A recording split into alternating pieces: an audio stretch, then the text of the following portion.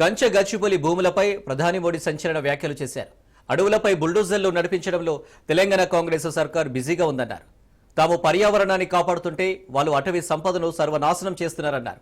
గ్యారంటీల పేరుతో తెలంగాణ ప్రజలను మోసం చేశారన్న ప్రధాని మోడీ ప్రకృతిని ధ్వంసం చేసి వన్యప్రాణులను చంపుతున్నారన్నారు. कांग्रेस सरकार भी जनता से किए वादे भूल गई है। वहां कांग्रेस, वहां की सरकार जंगलों पर बुलडोजर चलवाने में व्यस्त है। प्रकृति को नुकसान, जानवरों को खतरा, यही है कांग्रेस की कार्यशैली। हम यहां कचरे से गोवर्धन बनाने के लिए मेहनत कर रहे हैं और वो बने बनाए जंगलों को उजाड़ रहे हैं। साथियों, तेलंगाना की कांग्रेस सरकार भी जनता से किए वादे भूल गई है। वहां कांग्रेस, वहां की सरकार जंगलों पर बुलडोजर चलवाने में व्यस्त है। प्रकृति को नुकसान, जानवरों को खतरा, यही है कांग्रेस की कार्यशैली। हम यहां कचरे से गोवर्धन बनाने के लिए मेहनत कर रहे हैं और वो बने बनाए जंगलों को उजाड़ रहे हैं। కంచె గచ్చిబౌలి భూములపై సుప్రీంకోర్టు తలుపు తట్టింది తెలంగాణ సర్కార్. సుప్రీంలో తెలంగాణ ప్రభుత్వం కౌంటర్ దాఖలు చేసింది. కంచె గచ్చిబౌలి భూములు అటవీ భూములు కాదని 20 ఏళ్లుగా ఖాళీగా ఉండడంతో పొదలు పెరిగాయని తెలిపింది. కంచె గచ్చిబౌలి భూముల్లో ఎలాంటి జంతువులు లేవన్న సర్కార్ కంచె ఏర్పాటు చేయడానికి తాము ప్రయత్నించామన్నారు. కంచె గచ్చిబౌలి భూములపై ఎల్లుండి సుప్రీంకోర్టులో విచారణ జరగనుంది.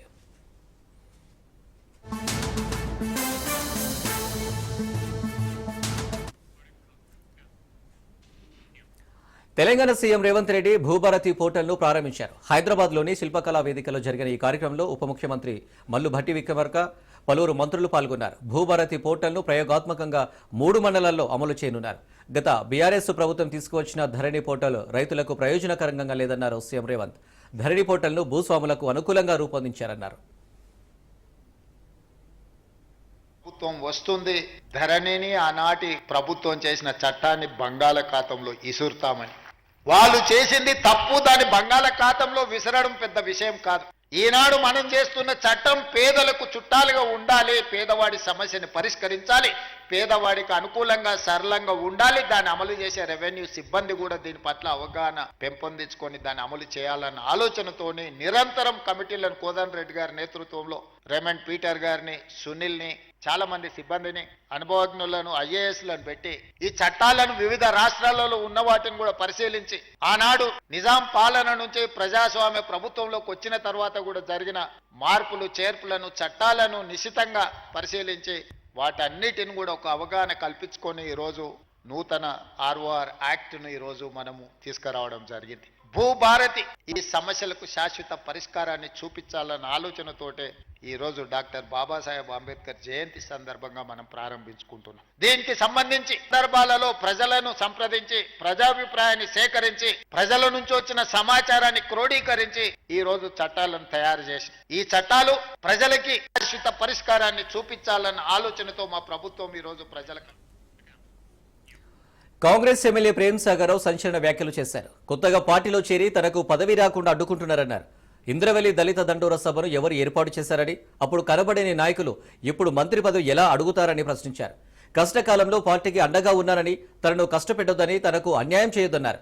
పార్టీని నమ్ముకొని పనిచేసిన వారి గొంతు కొయ్యకూడదన్నారు.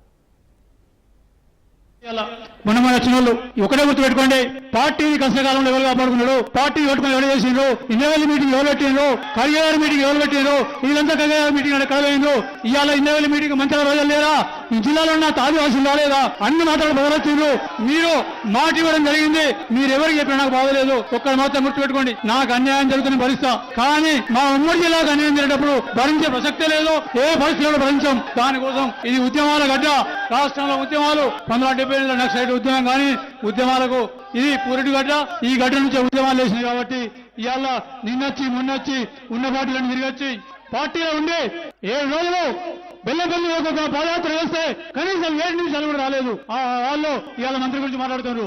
ఆ దినం ఖార్గే గారి సభకు కూడా రాలేదు, కనీసం మంది తెచ్చు సంగతి వేరు, వాళ్ళు కూడా మంత్రి పదవి అడుగుతారు. మొత్తం టీఆర్ఎస్ 2 సార్లు, బీజేపీ అన్ని పార్టీలు తిరిగి వచ్చిన ఎవరైతే ఉన్నారో వాళ్ళు కూడా ఇవాళ మంత్రి పదవి అడుగుతున్నారు. వాళ్ళు ఒక కుటుంబంలో 3 అయిపోయినాయి, ఇంకోటి ఇచ్చేస్తే జిల్లాను కాంగ్రెస్ పార్టీ వాళ్ళు దత్తత చేసి అమ్మజేయింది.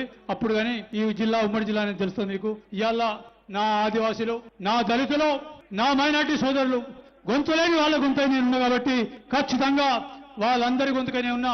నా గొంతు కొడిస్తే వాళ్ళందరి గొంతులు పోతాయి కాబట్టి ఖచ్చితంగా వాళ్ళ కోసమన్నా దేనికైనా. ఎస్సీ వర్గీకరణ అమల్లోకి వస్తుందన్నారు మంత్రి ఉత్తమ్. ఎస్సీ వర్గీకరణ జీవో సీఎం రేవంత్ కు అందజేస్తామన్నారు. విద్యా ఉద్యోగ అవకాశాల్లో ఎస్సీ వర్గీకరణ అమలు చేస్తామన్నారు.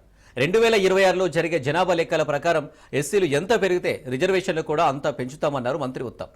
ఎస్సీ వర్గీకరణ కోసం ఏ పార్టీ కూడా ప్రయత్నం చేయలేదని విమర్శించారు.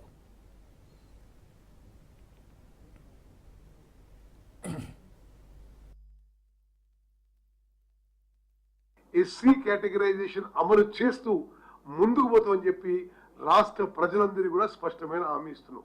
59 ఉపకులాల్లో ఇంటర్సే బ్యాక్వర్డ్నెస్, ఎవరు ఎక్కువ బ్యాక్వర్డు, ఎవరు కొద్దిగా తక్కువ బ్యాక్వర్డు అనే విషయాన్ని పరిశీలించడానికి, ఏ విధంగా ఈ కేటగరైజేషన్ చేయాలి అనే దానికి మేము పొలిటికల్ ఎగ్జిక్యూటివ్ కంటే ఒక న్యాయ వ్యవస్థకి ఈ పని అప్పచెప్పాలనే ఉద్దేశంతో మేము ఒక చట్టం తీసుకొచ్చి ప్రవేశించినాం.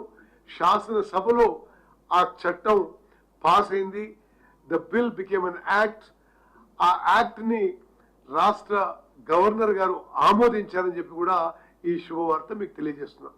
ఈ ఎస్సీ కేటగరైజేషన్ అమలు చేయే మొదటి రాష్ట్రం తెలంగాణ రాష్ట్రం అని చెప్పి మీ ద్వారా నేను మనవి చేస్తున్నాను. ఈరోజు అంబేద్కర్ జయంతి కాబట్టి మరి సామాజిక స్ఫూర్తితో మరి మేము ఇదే రోజు ఎస్సీ కేటగరైజేషన్ అమలు should come in to effect, should come in to force అనే విధంగా అంబేద్కర్ నేతృత్వంలోని కమిటీ తీసుకున్న కీలక నిర్ణయాల వల్లే తెలంగాణ ఏర్పడిందన్నారు కేటీఆర్. అంబేద్కర్ ఆలోచనలు ముందు చూపుతో కూడినవని, అందుకే ఈ దేశంలో ప్రజాస్వామ్యం పటిష్టంగా నిలిచిందన్నారు. కాంగ్రెస్ పార్టీ చేసిన మోసాన్ని ప్రశ్నించాల్సిన అవసరం ఉందని కేటీఆర్ అన్నారు. ఎన్నికల సమయంలో ఎస్సీ ఎస్టీ డిక్లరేషన్ పేరుతో ప్రజలను మోసం చేశారని గుర్తు చేశారు. మనం తెలంగాణలో మాట్లాడుతున్నామంటే దానికి కారకుడు ఒకే ఒక్కరు పెద్దలు డాక్టర్ బాబాసాహెబ్ అంబేద్కర్. అంటే ఆయన ముందు చూపు గురించి చెప్పడానికి, అంటే ఆయన దశాబ్దాల తర్వాత వచ్చే పరిణామాలను కూడా ఊహించి ఎట్లా అర్థం చేసుకోవాలి భారత సమాజాన్ని ఆలోచించి తర్కంతో లాజికల్ గా ఆయన తీసుకున్న ఆనాటి ఒక నిర్ణయం మనకు అల్టిమేట్ గా రాష్ట్రం ఏర్పడడానికి దోహదపడ్డది. కానీ ఇవాళ 78 సంవత్సరాలు స్వాతంత్రం వచ్చిన తర్వాత, రాజ్యాంగం అమల్లోకి వచ్చిన తర్వాత దాదాపుగా మరి 73 సంవత్సరాలు. ఒకసారి మనం ఆలోచించాల్సిన అవసరం ఉంది. అంటే బాబాసాహెబ్ యొక్క ముందు చూపు, ఆయన ఆలోచన ఎంత గొప్పదంటే, ఆయన నిజంగా చెప్పాలంటే కొంతమంది కేవలం ఆయన కొన్ని వర్గాలకు నాయకుడు, అందులో ముఖ్యంగా ఆయన దళిత జాతిలో పుట్టిండు కాబట్టి, దళిత బిడ్డ కాబట్టి ఆయన దళిత జాతికి మాత్రమే నాయకుడు అన్నట్టుగా కొంతమంది ఆయనని తక్కువ చేసే ప్రయత్నం చేస్తారు. గట్టి పునాది పడాలి, దేశం ఐక్యంగా ఉండాలి, భవిష్యత్తులో కూడా విచ్ఛిన్నం కావద్దు. ప్రపంచంలో ఎన్నో దేశాలు విచ్ఛిన్నం అవుతున్నాయి, కానీ మన దేశం అట్లా కావద్దు, శాశ్వతంగా ఈ దేశం అజరామరంగా ఉండాలని చెప్పి ఆలోచన చేసి ఆనాడు భాష అనే ప్రాతిపదికన మొదటి ఎస్ఆర్సీ పేరిట వారు మరి రాష్ట్రాలు ఏర్పాటు చేయాలని ఒక ఆలోచన తీసుకొని వస్తారు. అప్పుడు కూడా doctor Babasaheb. Welcome back. KCR KTR పగటి కలలు కనడం మానుకోవాలన్నారు టీపీసీసీ చీఫ్ మహేష్ కుమార్ గౌడ్. కాంగ్రెస్ చేస్తున్న అభివృద్ధిని చూసి బీఆర్ఎస్ నేతలు ఒరువలేకపోతున్నారు. బీఆర్ఎస్ హయాంలో కేసీఆర్ ప్రమేయంతోనే పెద్ద ఎత్తున రైస్ స్కామ్ జరిగింది. సన్నబియ్యం గురించి మాట్లాడే అర్హత బీఆర్ఎస్ నేతలకు లేదన్నారు.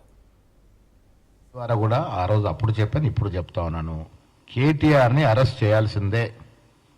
మీరన్నట్టు అభిప్రాయ భేదాలు ప్రతి పార్టీలో 100% తప్పు చేసిన వాడు ప్రతి వారికి శిక్ష పడాలి. ముఖ్యమంత్రికి కానీ నాకు కానీ పార్టీ పరంగా ఏ అభిప్రాయాలు ఉండవు. వ్యక్తిగత అభిప్రాయాలు ఉండడానికి అవకాశం ఉంది, మా పార్టీ గొప్పది కాబట్టి. ఉన్నా కూడా సమయం వచ్చినప్పుడు దాన్ని సర్దుకుంటాం. ఆ గొప్పతనం మాకే ఉంది. ప్రజాస్వామ్యంలో పరిపూర్ణంగా నమ్మే పార్టీ కాంగ్రెస్ పార్టీ. రకరకాల విషయాలపైన ముఖ్యమంత్రి గారికి అభిప్రాయం ఉండొచ్చు, మాకు అభిప్రాయం ఉండొచ్చు, బట్ అన్ని కలిసి సమిష్టిగా నిర్ణయాలు ఉంటాయి. సిఎల్పి బృహత్తరమైన కార్యక్రమాలు తీసుకున్నాం కాబట్టి ఇది సిఎల్పిలో చర్చ పెట్టి, ఇది ఆనవాయితీ, ఇది చర్చ పెట్టాలి. సిఎల్పిలో ఎమ్మెల్యేల యొక్క అభిప్రాయాలు వినాలి. ఈ కార్యక్రమాన్ని ప్రజలకు ఎలా తీసుకెళ్లాలో ఇవన్నీ కూడా చర్చిస్తాం. ఇవన్నీ కూడా ఇప్పుడు భూభారతి, ఇందిరమ్మ ఇల్లు, కేటగరైజేషన్, సన్న బియ్యము, ముఖ్యంగా మొన్న ఇటీవల చేసిన 42% రిజర్వేషన్ ఇవన్నిటి మీద కూడా చర్చ ఉంటుంది. చేయాలనే నేను మీ ద్వారా కూడా ఆ రోజు అప్పుడు చెప్పాను, ఇప్పుడు చెప్తా ఉన్నాను. కేటీఆర్ని అరెస్ట్ చేయాలి. సీఎం రేవంత్ పై ఆర్ కృష్ణ ప్రశంసలు కురిపించారు. రేవంత్ రెడ్డికి మంచి చేయాలని ఉన్న రాష్ట్రం అప్పుల పాలై ఉండడంతో ఏం చేయలేకపోతున్నారని అన్నారు. మూసనబాగ్లో తెలంగాణ సోషలిస్ట్ స్టూడెంట్ అసోసియేషన్ అధ్యక్షుడు మహేష్ కుమార్ ఆధ్వర్యంలో అంబేద్కర్ జయంతి వేడుకలు ఘనంగా జరిగాయి.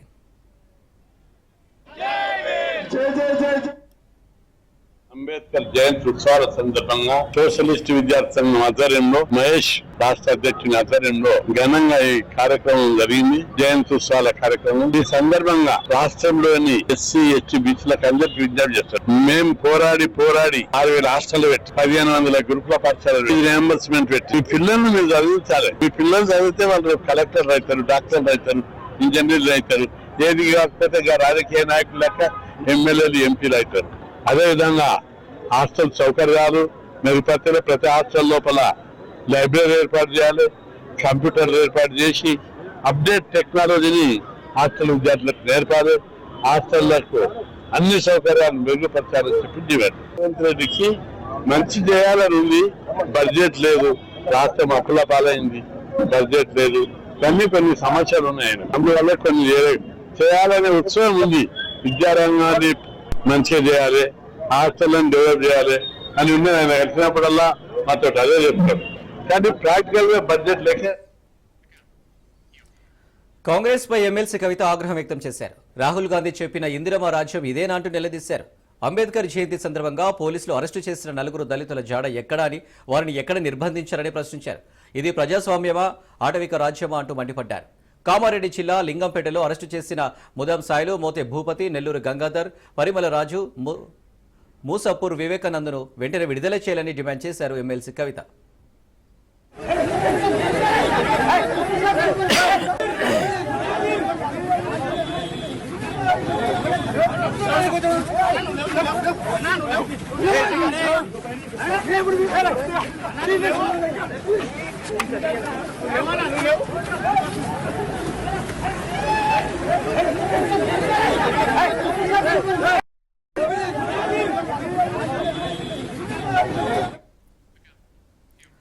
రెండు 2019-24లో నా జీవితంలో చూడని రాజకీయాలు చూశానన్నారు సీఎం చంద్రబాబు. గతంలో జగన్ సభకు విద్యార్థులను బలవంతంగా తరలించారని, జగన్ వస్తున్నాడంటే చెట్లను నరికివేశారన్నారు. 99% మేము నిలబెట్టిన వారం గెలిచారంటే గతంలో జగన్ పాలన ఏంటో అర్థం చేసుకోవచ్చని తెలిపారు. తమ ప్రభుత్వంలో 10 నెలల్లో ఊహించిన దానికంటే ఎక్కువ చేశామని చంద్రబాబు అన్నారు. నేను చాలా సార్లు చూశాను కానీ నా చరిత్రలో ఎప్పుడూ చూడనటువంటి రాజకీయం 1924, 14, 19లో మనం ఉన్నాం. స్వర్ణయుగం. ఆ రోజు అన్ని పనులు చేశా. 19 నుంచి 24 వరకు నాలాంటి వాడు కూడా బయట రాలేని పరిస్థితి వచ్చింది. అంటే ఎంత భయంకరంగా అంటే అంత భయంకరంగా రోజులు జరిగాయి. ఆ రోజు బలవంతంగా తోలుకొచ్చేవాళ్ళు, మీటింగులు పెట్టేవాళ్ళు.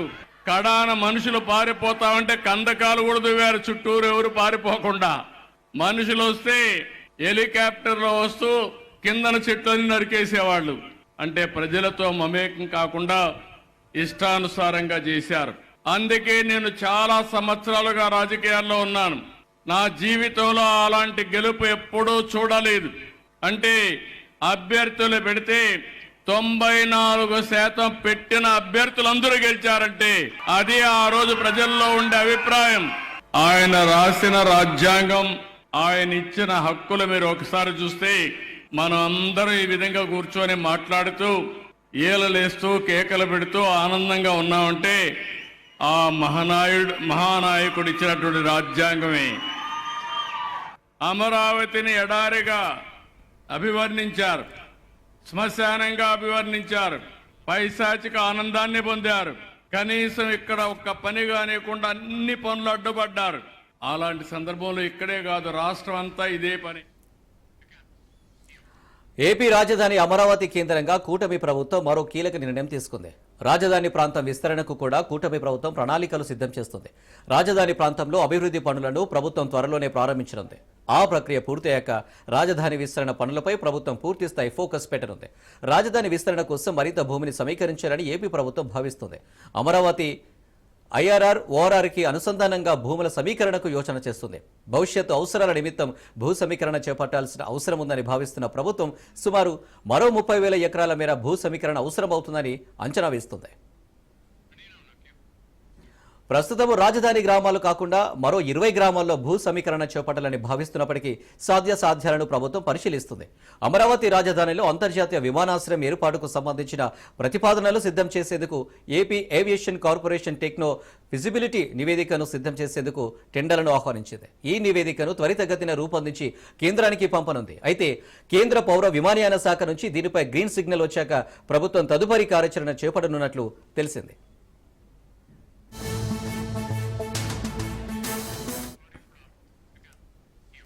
వక్ఫ్ చట్టాన్ని వ్యతిరేకిస్తూ సుప్రీంకోర్టులో వైసీపీ పిటిషన్ దాఖలు చేసింది. వక్ఫ్ సవరణ బిల్లుకు పార్లమెంటులో వ్యతిరేకంగా వైసీపీ ఓటు వేసింది. వక్ఫ్ సవరణ బిల్లు రాజ్యాంగ ఉల్లంఘనే అవుతుందని, ముస్లింల అభ్యంతరాలను పట్టించుకోకుండా చట్టం చేశారని, అందుకే వైసీపీ సుప్రీంకోర్టులో సవాలు చేసిందని ట్వీట్లో తెలిపారు. ఈ వక్ఫ్ బిల్లు రాజ్యాంగంలోని ఆర్టికల్ 13, 14, 25, 26లను ఉల్లంఘిస్తుందని, ప్రాథమిక హక్కులు, సమానత్వం, మత స్వేచ్ఛలను వ్యతిరేకంగా ఉందన్నారు.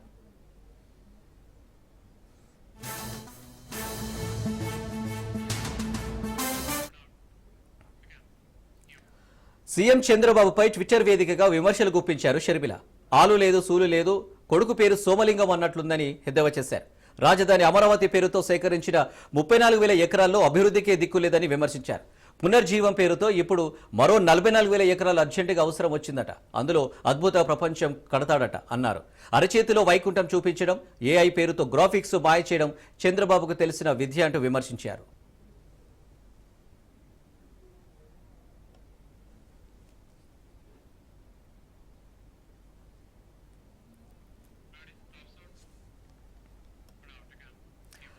ఏపీలో రెడ్ బుక్ రాజ్యాంగం నడుస్తుందన్నారు తిరుపతి ఎంపీ గురుమూర్తి. దీనికి నిదర్శనం జిల్లాలో ప్రజల సమస్యలపై మాట్లాడే కాకాని గోవర్ధన్ రెడ్డిపై అక్రమ కేసులు బనాయించడమే అన్నారు.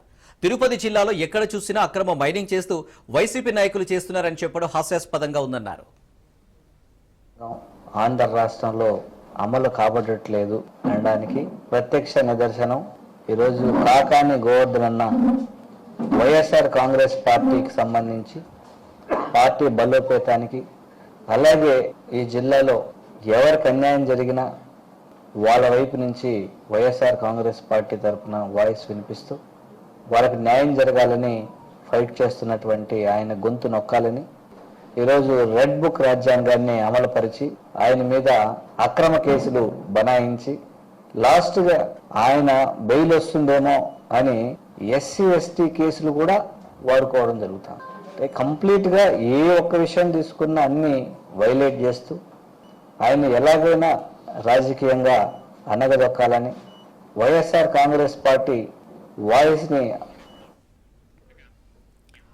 ఏపీ మద్యం కుంభకోణంపై సిట్ దర్యాప్తు కొనసాగుతుంది. మద్యం కుంభకోణంలో నాటి ప్రభుత్వ పెద్దల తరపున అన్నీ తానే వ్యవహరించారనే అభియోగాలు ఎదుర్కొంటున్న రాజు కసిరెడ్డికి చెందిన ఇల్లు, కార్యాలయాల్లో సిట్ బృందం సోదాలు చేసింది. హైదరాబాద్లోని 3 ప్రాంతాల్లో సిట్ అధికారులు తనిఖీలు చేశారు.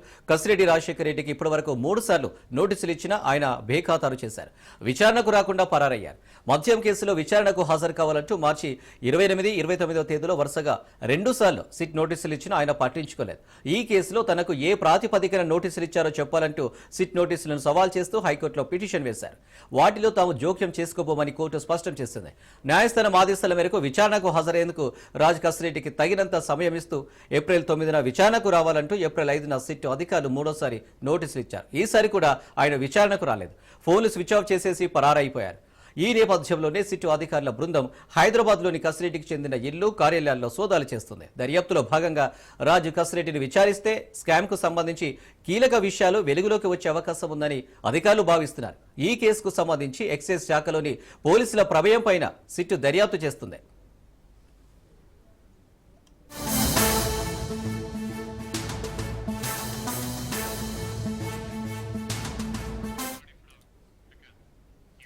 వైసీపీ హయాంలో గోశాలలో ఎన్నో అక్రమాలు జరిగాయన్నారు టీటీడీ ఈవో శ్యామలరావు. 2021-24 వరకు విజిలెన్స్ రిపోర్టులో షాకింగ్ విషయాలు వెలుగులోకి వచ్చాయన్నారు. గత ప్రభుత్వ హయాంలో మరణించిన గోవుల సంఖ్యను గోప్యంగా ఉంచారన్నారు.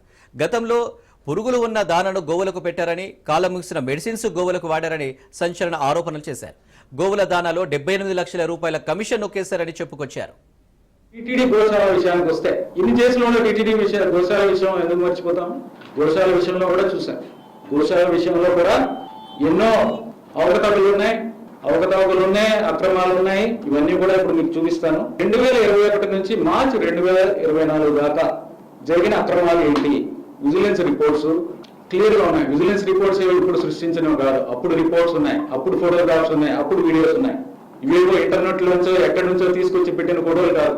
అవి రికార్డు ప్రకారం అవన్నీ కూడా డేట్ తో సహా ఉన్నవి. అవన్నీ కూడా టీటీడీ రికార్డ్స్ లో ఉన్నవి. విజిలెన్స్ రిపోర్ట్స్, అప్పటి డేట్ లో ఉన్న రిపోర్ట్స్ ఇవన్నీ.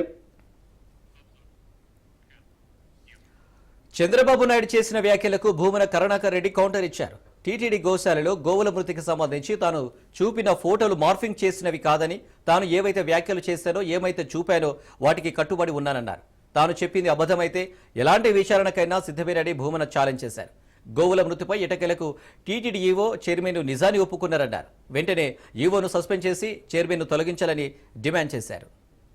ఈవో శ్యామలరావు గారు 43 ఆవులు చనిపోయాయి అని ప్రకటన చేసినందుకు, మీ చైర్మన్ బిఆర్ నాయుడు గారు 22 ఆవులు చనిపోయినాయని ప్రకటన చేసినందుకు శ్యామలరావు గారిని సస్పెండ్ చేయటము, బిఆర్ నాయుడు గారిని తొలగించటము రెండు జరగాల.